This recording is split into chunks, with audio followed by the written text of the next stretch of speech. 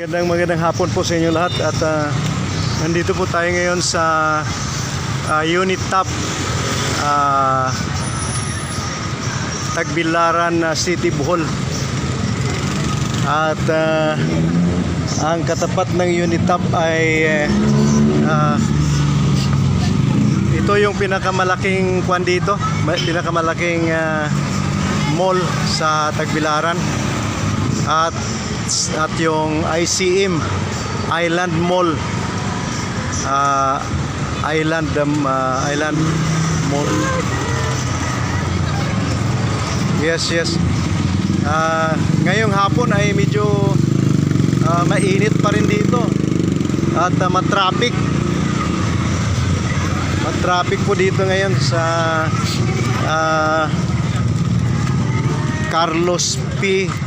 Garcia Street dito sa Tagbilaran City. Ito yung makikita natin mga paninda. Masyado nang masikip medyo ang pedestrian dahil sa sobrang daming mga paninda na, kasi mapi-feel na natin yung spirit ng Christmas. Yes.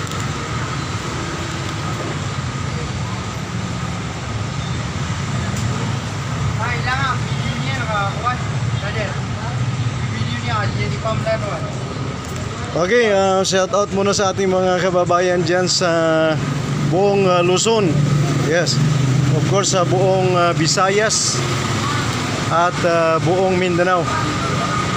Shout out din sa lahat ng ating mga OFWs, mga kababayan natin na nagsakripisyo.